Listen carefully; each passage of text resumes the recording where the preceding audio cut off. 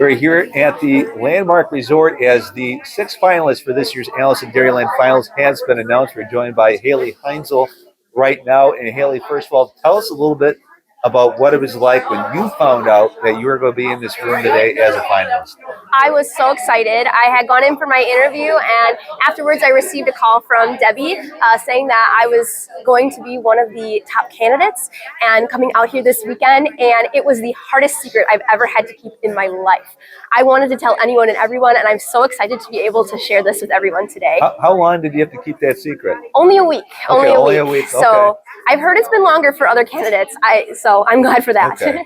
And has this always been a goal of yours, or is this something that was relatively recent, or maybe when you were a little girl, you went to an event, saw Alice in Dairyland, and said, boom, I want to be that someday? So for me, unlike some of our other candidates, I didn't grow up in agriculture, so I had no idea who Alice in Dairyland was.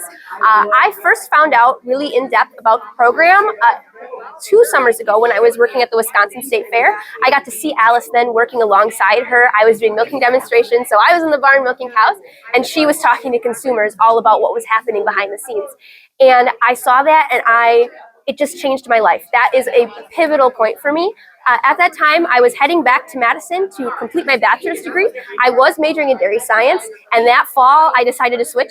I went from dairy science to life sciences communications. I decided I really loved cows, but I love people even more, and Alice helped me really realize that. And this has been a goal for me now for about the last 2 years. I've been working really hard to be here. And, you mentioned you came from an urban area, not from a farm like many of the other contestants have been doing, candidates, I should say. Does that maybe give you a different frame of mind of how to present maybe some of the topics and stuff? Because you're not just talking to people that are already involved in agriculture. You have to kind of talk to you, if you will, and bring them into agriculture and introduce people from more urban settings to see the joys that can be found in agriculture. Yes, that is one of my favorite parts. I feel like I can come from a unique perspective because I know what it's like to be a consumer. I know what it's like to go to the grocery store and see that carton of milk and not think about where it's come from before that point. That was a reality for me for 16 years of my life.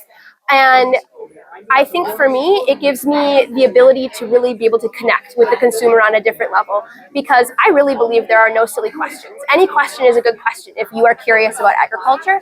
And I'm able to say, it's okay, like I was there too. I've been there, and it is possible to learn, and it's possible to be a part of this. If somebody is interested in being a part of agriculture, it's very possible for them.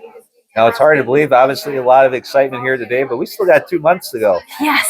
What are you looking forward to the most about these next 2 months to prepare for the finals that will take place in Sturgeon Bay the first weekend of May? I am really looking forward to getting to know the other candidates better and learn their agriculture stories as well. Mine is not quite as long. Mine started in 2018, and these ladies have been doing ag for their entire life. And I think the beautiful part about Alice is it's not just about telling my story, it's about telling our agriculture story as a state. And so I'm really excited to get to know Ashley better and Debbie better and all the other candidates better as well.